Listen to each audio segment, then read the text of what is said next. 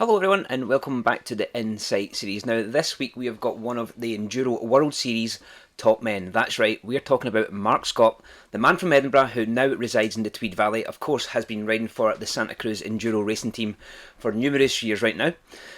We've got a chance to catch up with Mark, talk about his career, talk about what he's been up to at lockdown, so grab a cuppa, let's go with another cracker. Mr. Mark Scott, welcome to the Insight series. Thanks for giving us your time, Marky. Thanks for having me. Oh, it's a pleasure, man. It's obviously right now it's unprecedented times with this lockdown, and it gives a little bit more access to athletes just now, where you would usually be floating around the globe racing, wouldn't you? Pretty much. I think right now I should be, or was meant to be in France for an EWS. But yeah, it's not all bad. I've been able to ride my bike still, so I've been cracking on. Good man. So you're racing for Santa Cruz, Mark, and how many years have you been with them now? I joined Santa Cruz at the start of 2016, so this would be my fifth sort of season with them. Cool. And formerly you were a downhiller, Road World Cups, etc. Yeah, so since my first ever mountain bike race was in 2005, and that was a downhill race up in near Aberdeen, and then been a downhiller since then till 2012. So I raced 3 years of World Cups as a junior and 1 year elite, and then I switched to enduro for 2013. That would have been all privateer, yeah. I had 1 year where I had a bit of extra support. I was actually teammates with Rory as a junior on Rocky Mountain Maxis, where the deal was basically if I can get to the race, they'll support me with like tech support and stuff. So it was a massive help for a junior, to be honest, and I was just buzzing to be sort of semi part of a team. Great to be along with another Scot as well. Obviously, Rory Cunningham. With people who are tuning in should know who Rory Cunningham is, but he's former world champion junior. Obviously, also turned to enduro just in the last few years.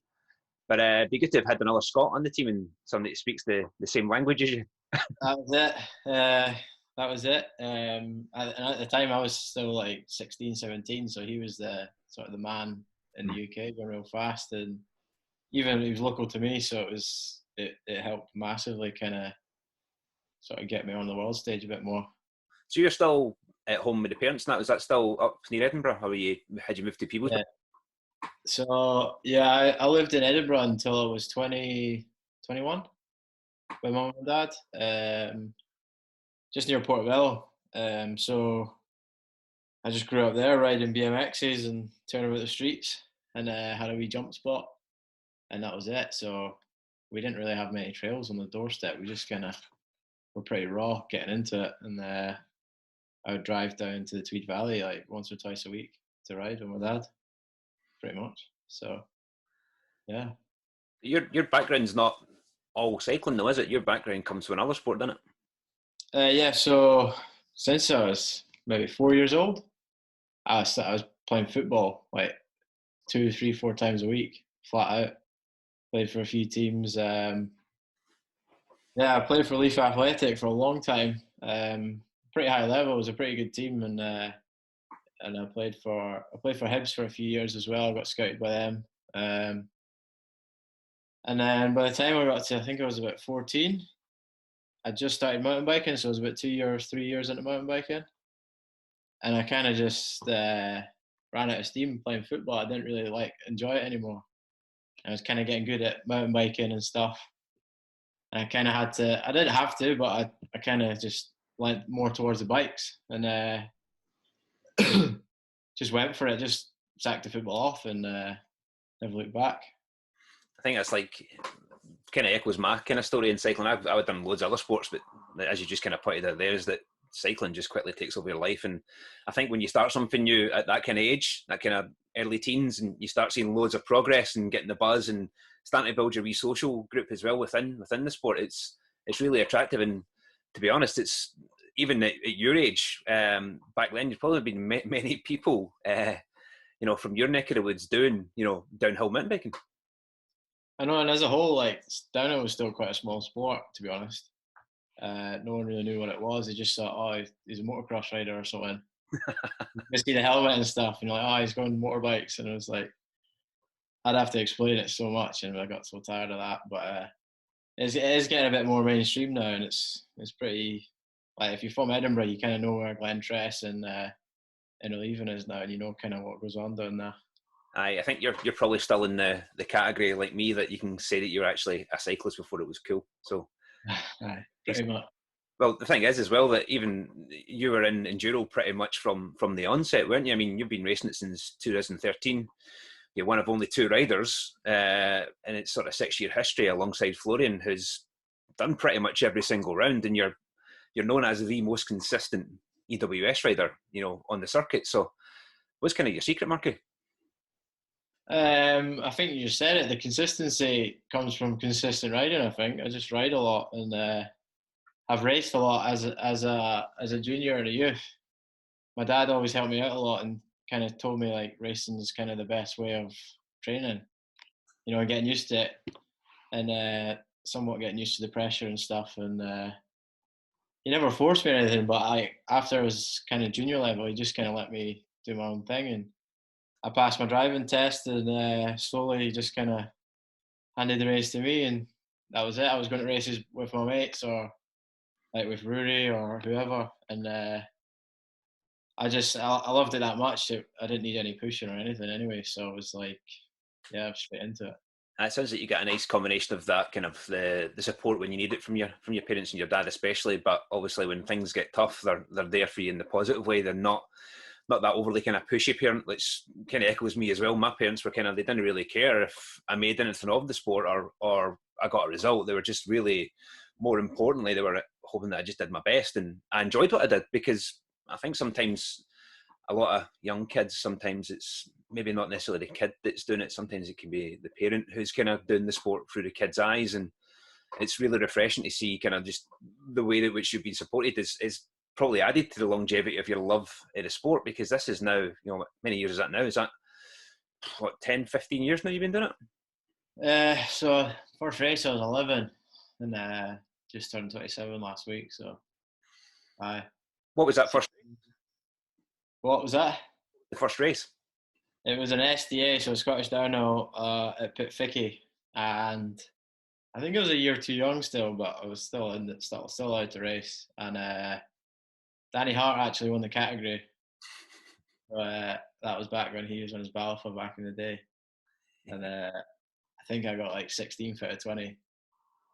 And then I think the next race it was instant like progression, because I got third at the next one like 4 months later.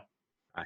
So then it just, from there I was just like hooked, and I was like, right, I can go at this.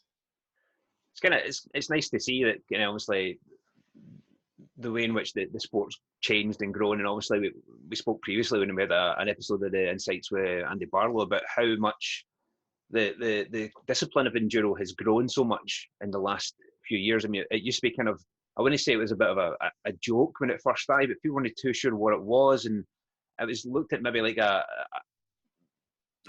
like just out touring on your bike and just going, trying to be quite rad now and then. But it's actually such a bona fide sport now, and it's probably, along with downhill, if not maybe bigger than downhill now when it comes to actual gravity sport. I think it certainly is bigger in terms of participation, especially in Europe. Certainly, yeah, participation. I think enduro's maybe even one of the biggest disciplines, apart from road, I guess, in the UK.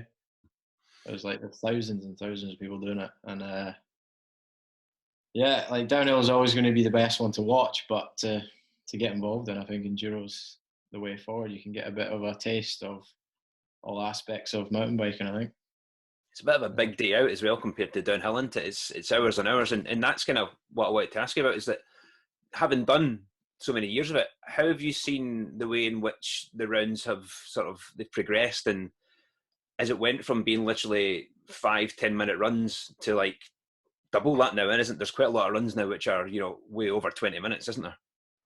So yeah, back in the day, I think there was a bit more raw. Like it was because no one really knew exactly how to format it, or like you go to different countries. One like Colombia had a 300-meter hill, and then like a race we did in France had a 1,500-meter hill. So we'd vary from 3-minute runs to 20-minute runs. But like back in the day, I remember doing a French one that was maybe 7 or 8 like runs over the weekend, but they were all 15 to 20 minutes long.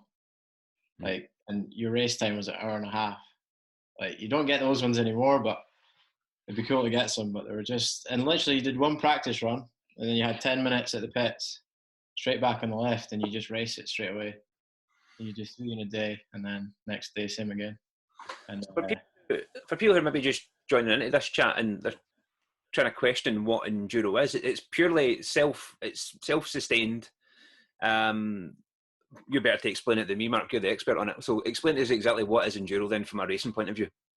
Yeah, it's just kind of, it's like car rally where you got a certain route or a lap that you've got to do, and throughout the day there's 5, 6, 7 stages that are timed, and most of them you're pedaling between all the stages. If you're in the Alps, you can get chairlifts because the descents are much bigger, much more physical.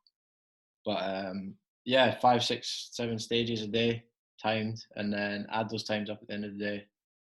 And you've got to, like, there's only certain feed zones and certain tech zones where you're allowed to like get outside support. And for the most part, you're self-sufficient out there with the other racers. And you see you see riders helping each other as well. It's quite a friendly sport. So you're just racing against the clock mainly. You're not really exactly racing against someone on the track. It's quite a unique kind of atmosphere, isn't it? Because it's from my background in being road, it was quite cutthroat, and I suppose it's changing from that point of view, and people are being less brash, and I think personalities have also changed as well, and everyone's got a bit better of an understanding it together.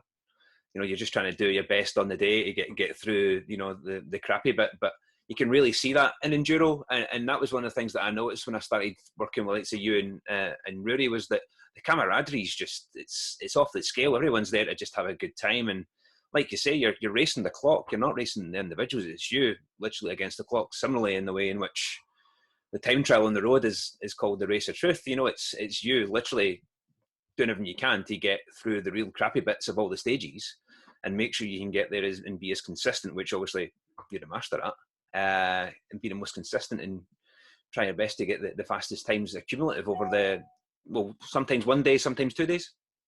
Yes, yeah, usually an EWS can be 2 days long, and then obviously like the smaller races are 1 day, but usually Thursday, Friday practice, Saturday, Sunday be a race. So it's like 4 days flat out, kind of ride each stage at least once, and then race flat out on a track you barely know. So it is certainly becoming a bit of an art now. So it's really establishing itself as a separate kind of, like, you can't just get the retired downhillers doing it anymore. They found that out pretty quickly that they can't do that anymore. So I think it's really pushing forward, and how it's going, it's getting pretty cool. That kind of segues quite nicely to my next question. Is that training wise, what's a average week look like in Mark Scott's world when it comes to kind of pre-season? Yeah. So obviously, when you're in the melee of the racing, it's really difficult to do anything. You're kind of just in it and you're surviving. What's it look like in the run-up pre-season for you? So you'll need to help me with this as well, because you prescribed most of it. But I'm seeing if you're learning, if you're listening when I'm telling you stuff. Yeah. Just go back to Training Peaks. But so what is there? Usually 2 or 3 gym sessions a week. When we're at home and we've got access to everything, it's like we'll do 2 or 3 gym sessions, like maybe one strength, one sort of faster circuit session for like capacity and stuff. And again, it just depends where you're at and what's needing work and where we've come from. And then with that, we usually leave the weekends for just kind of fun technical riding.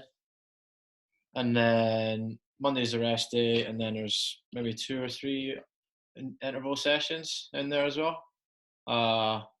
Anything from 10-second sprints up to sort of 5-10 minute sort of lower zone work, just to build up the sort of base. But that's pretty vague, to be honest. But well, you use the word capacity, which is important. Now, I think the thing is that what I'm getting at is that some people can look at enduro, and because it is such a fun sport to be a part of, they don't realise how much graft's actually involved.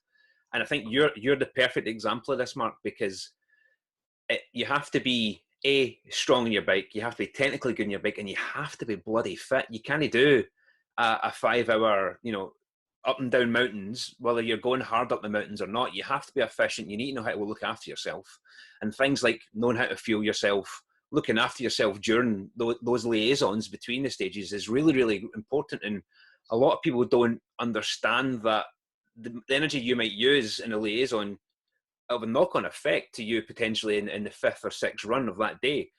Add to that the second day, and you could be in the box before you're even at the start line in the second day. So the fitness part is really, really important. And I would probably say that when it looks like on paper, when you actually look at how much training you do, because sometimes I need to kind of literally try and hold you down and stop you for training because you love it so much, is that I would say you're in the top 5 of, in the world when it comes to actually dedication of time of working on your actual fitness, because you're so multifaceted. And a prime example of that was last year, 2019, when we decided to kind of change your program up towards the end of the year. You went to a XC race and you won it. And then you went to your first cyclocross race and you won it. And that's indicative of your sporting and athletic background. And, there's a lot to be said for the fact that a person who is predominantly known as an enduro rider, which is ultimately a downhiller, a really, really fit downhiller, but can just jump between these different disciplines almost seamlessly. I mean, it just makes me sick, and I'm sure it makes everybody else sick that you race with as well. But how have you enjoyed kind of changing those sort of things up and getting mixing it in? I've loving it really. It kind of it's added to my longevity of me wanting to ride bikes as well, to be honest. Once you train for enduro, you kind of over the years I've built up a semi-decent engine.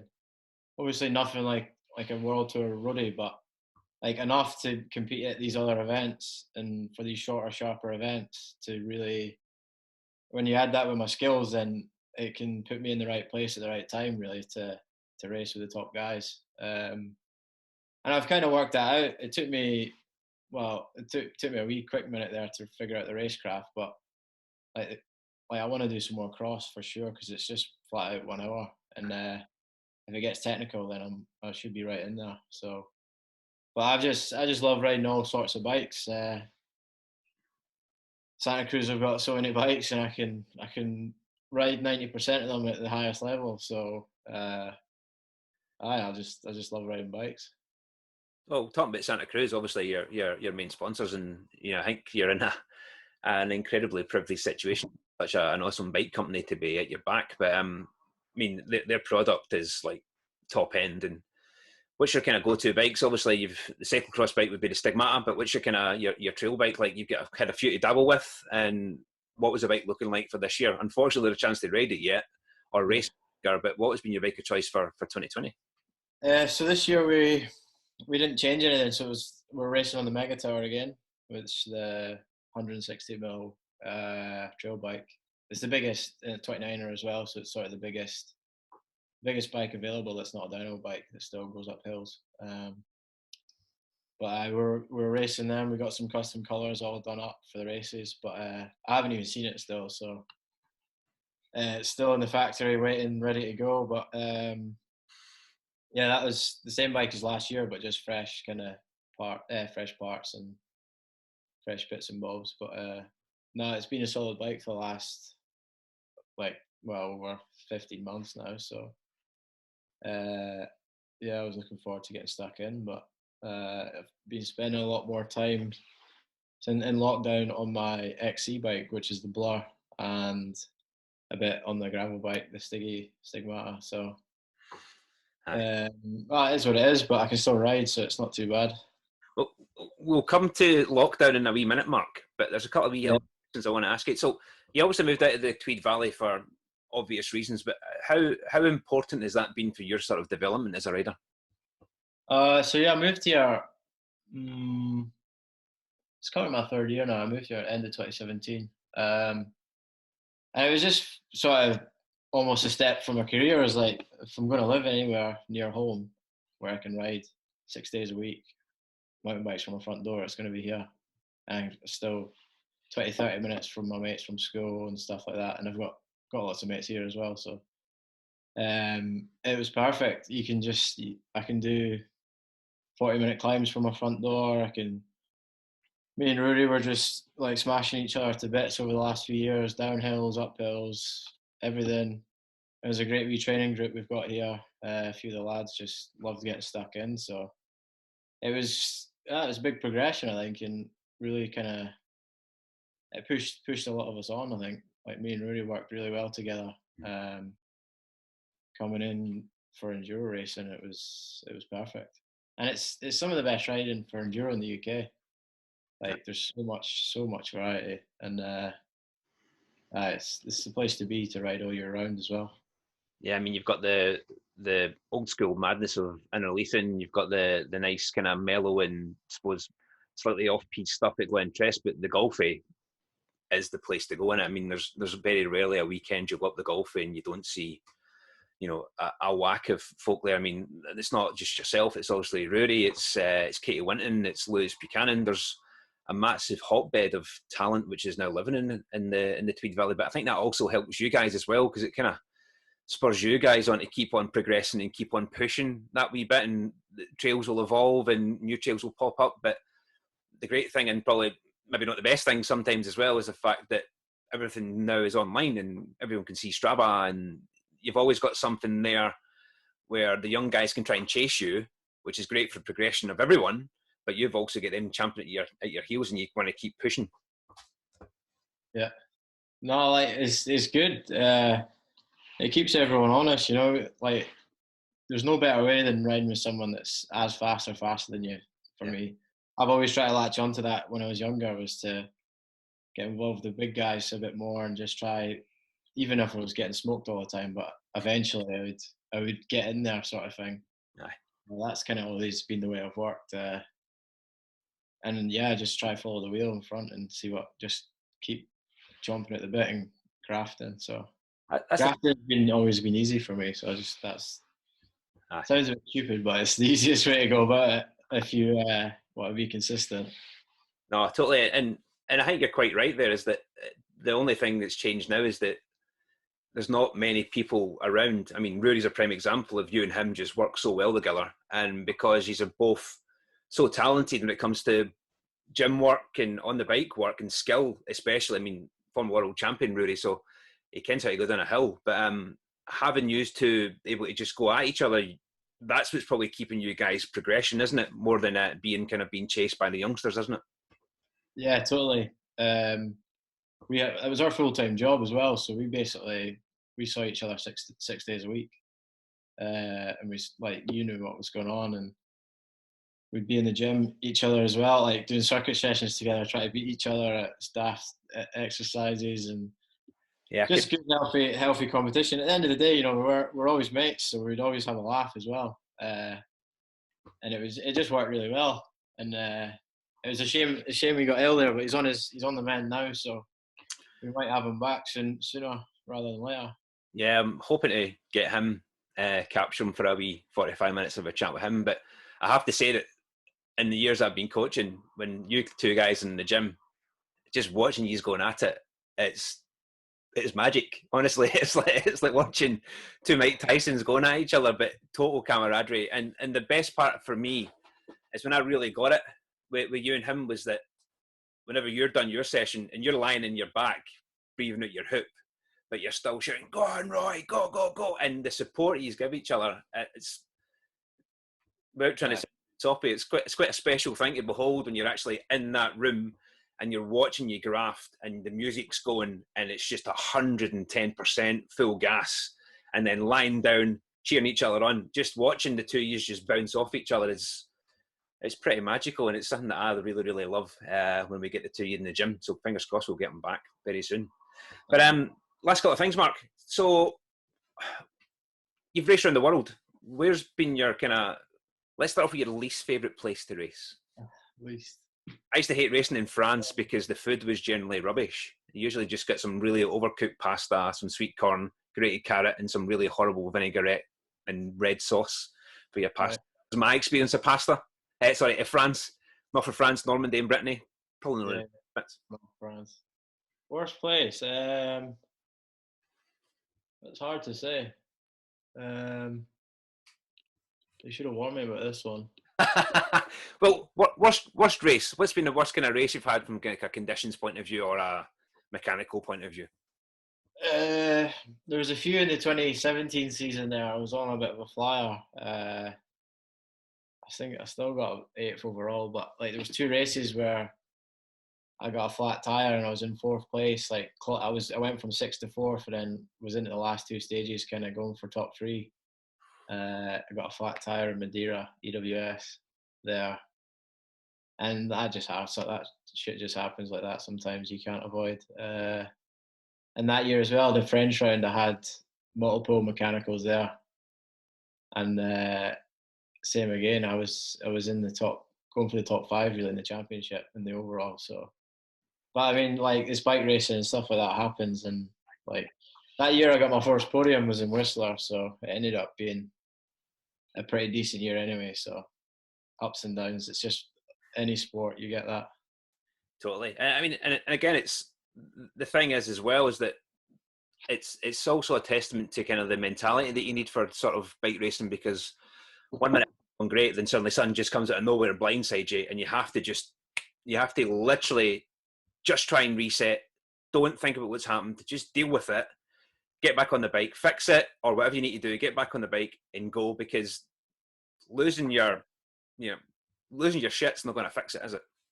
I used to lose my shit when I was 15, 16, and then you quickly realise you look like a bit of a knobhead, so you rein it in a bit, and you realise you can't actually do anything. You just got to be calm and do what you can to finish or get to the next stage, or there's no point in trying to panic, and if you just got to chill and be like try think as clearly as you can to make it work.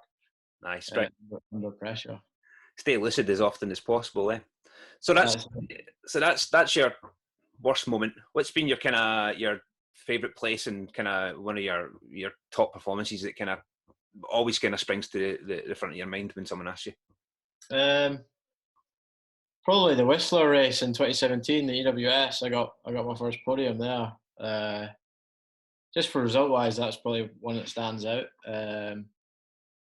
And the place itself, it's got some of the best trails, mountain bike trails in the world for racing as well. I think the first stage was like 19 minutes, like all downhill. And it was like, I thought I'd had a really bad stage, because I was like, by the bottom of that, you're just hanging on. You've done 1,200 meters descending, and you're just losing all strength and your whole upper body, your back, like everything, your posture goes. And I'm just crawling down this last bit. Obviously I haven't crashed or anything, so I've been all right. And then I come down to like 4th place, and it was just like, from then on, everything else was easy like that day. And it didn't even feel like I was pushing it. It was just, I was just in the zone. Just that was easy day, and was like 3rd all day, and just it was mint. Awesome. Now, any wee kind of we get 3 kind of wee tips for any up and coming youngsters who are thinking about pursuing and trying to become the next Mark Scott or Katie Winton, which kind of a few wee tips, Mark. What would you say to a young kid who came to you and wanted to become the next Mark Scott? What would you say to them? Yeah, if they want to race, I mean, just be consistent in riding and sort of, it depends how young you are, but don't get too balled up in training if you're under 15, but and ride as many different kind of bikes as you can. A lot of stuff is going that way, where like I've just started dabbling in XC and cross and gravel, and even I'd like to go back to downhill and stuff too. So be consistent in your riding, ride a load of different bikes as much as you can, I guess, and just have fun as well. That's the easy one to say. Just if it's not fun, then you're not gonna sacrifice your time for it, really, are you? No, not at all. But very, very important things there. I think two things that you cracked 2 of the things that I would always say: ride different bikes, do different disciplines, have fun. That's the most important part, because especially when you're young, like you can learn disciplines really quick if you're young. And it hurt. I remember doing cross races when I was 14, and I thought, "What the hell is this?" was with Scottish Cycling, and I never like I thought it was hell on earth as a little fat chubby downhiller back then. And then it came full circle, and I was jumping at the bit, wanting to train a bit for some cross races like last 2 years. But it's been fun changing it up. It'll be good to, obviously get back on the enduro bike. Well, finally get your enduro bike, get a chance to race longer, and hopefully get your leg back over your cross bike and do a bit. But obviously, we're in lockdown just now. And at the weekend, you kind of blew Instagram apart with your posts. What did you get up to the weekend, Mark? So in the Tweed Valley, all the proper mountain bike trails are shut. So anything on forestry land's been shut since lockdown started. So I haven't been able to ride my Mega Tour at all. And you knew what I was like the first few weeks. I wasn't really sure where I was at, what to do, and we didn't really train probably for maybe 2 or 3 weeks. And then I got my XC bike going, and so we started doing some good stuff on that. And I could start mountain biking outside of the forestry and stuff. There's some bridleways and stuff, and a bit more adventure stuff. And I saw Lachlan Morton. He's been a bit of a pioneer on the changing disciplines thing as well. I've been following him quite a bit, and he posted a link to an Instagram called K2.jpg, I think it was called, and it had all the rules of a bit of a challenge to do, where you had to do the height of K2, which is 8,611 meters, but opposed to like an Everesting, where you have to use like different climbs everywhere. You can't just use the same one like an Everest. So I saw it on Instagram. I was like, holy shit, he's a mad dog. And I saw on Strava. A few days went by. I didn't think much of it, and then it came up in my head when I was riding like 3 or 4 days later, wondering, I was like, is it even possible to do here, like where I live in the Tweed Valley? And another few days went by, and I got on Komoot, the route planner app thing, and I planned it all out as much as I could from what I knew, like from the climbs I knew, and then in the valleys, and it was certainly doable. And then I had a bit of a meeting with Santa Cruz, and I kind of offered up to get stuck in and try it, just because like the social media thing's kind of been quite slow recently for a lot of athletes, and I wasn't really one on doing sort of, I don't know, weird different home gym challenges. I'm not really into all that jazz. I'd rather keep it kind of honest and flog myself instead of doing stuff like that. And on Friday I managed to do it for 4:45 a.m. start, and I think it did it about 15-16 hours. 200. It was about 250k, but my Wahoo stopped working in the last 20k's, but the heights kept going, so that's all that mattered for me. But no, I loved it. It was like a challenge for me, and kind of something to set my mind to outside of racing. And I knew I had the time to recover from such a big ride, so I was like, while it's still dry and I'm feeling good, I was like, why not get stuck in? And I'm half decent at the shorter climbs, so I was like, yeah. Like I knew I had a strategy, just the good pace and the good food and sugar and whatever I was on. I was on one. It's funny because I got up, and I think it was about 6:30, and I was flicking through Instagram as I was having my coffee before I went out riding myself. And I just seen the picture of your bike on the bridge, and I was like, oh, here we go. But what was it, 16 hours? So moving time was, I think it was just over 15, but my Strava says it was 2:30 and 14 and a half, but I did an extra hour where the Garmin stopped working, so it was another almost 20k's. But there was a full day. Elapsed time was like 17, 18 because of the stops and stuff, bits and bobs. But yeah, that's the double what I've ever ridden before in time. So and more than double in height. The thing is, I love days like that because you get to do two things you love to do, and it's eat food and ride your bike. I mean, it's the dream, innit? It's perfect, innit? But talking about food, I mean, how much food did you go through? How many bottles did you go through? Yeah, so I had 4 stashes. In the rules, you're allowed to stash. So I went out the night before, and I dumped 3 from my home as well. So I'm not like I was never more than 35 k's away from my house. Like it was always like relatively close. It was just up and down each valley. Um, but I had 3 separate camelbacks, so I didn't waste any time. I just switched out, and then each camelback had a bottle that was in my bike as well. And I totaled it up the other day. I did about 9.5 liters of carb mix, and 1.5 just water, and about a liter of Coke. Good old. By the end, that's the only thing that worked for my stomach, because it was that long. It was like it was soothing on my stomach, so I was just like, "Sweet, Coke's the one. I'll take that." I think everyone's been in that point where they're absolutely in the box, and just a flat Coke it just brings life back, doesn't it? It's the best thing ever, isn't it? Coke was the boy, like. So what about food, Mark? I mean, what were you eating during that? Were you just everything and anything, pretty much? Yeah, so I mean, I had a week or so to plan it, but I wasn't getting fancy. I was just eating sort of peanut butter jam sandwiches, and then I treated myself to a wee vegan pie or 2 in there. Just easy things I could get in packages, because I had to go and stash it. I didn't want it to get ravaged by animals, so I had to like wrap it up, make sure it was all tightened, and jelly snakes. What else? I had like 6 energy bars. No gels. I didn't need any gels, but a lot of dates, maybe 2 packs of dates.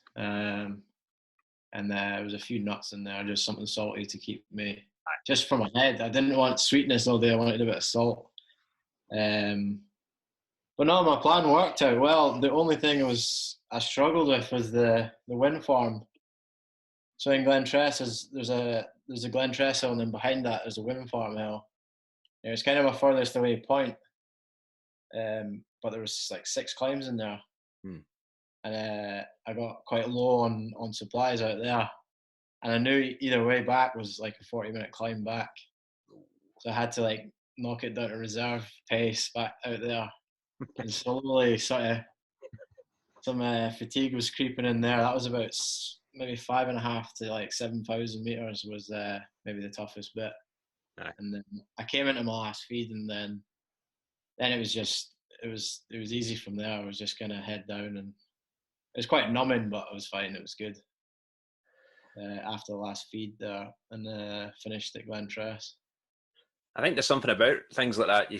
It changes. They kind of rise like that kind of change you as a person, don't you? And don't they, you kind of when you do something like that a few days later, you feel like you can kind of do anything, don't you? Oh yeah, the perception of time and everything just fucking goes out the window.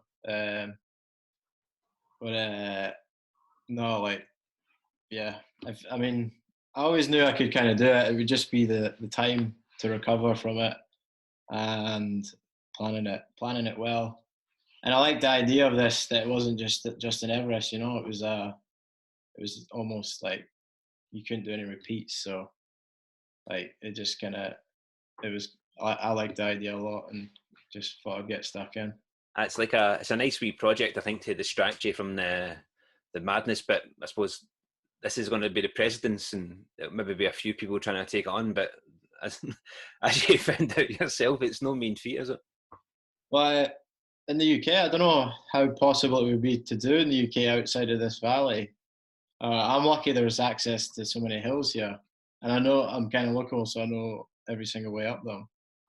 But it'd be hard to do in some places. I think, yeah, fair play to anyone that even tries it. It's pretty serious.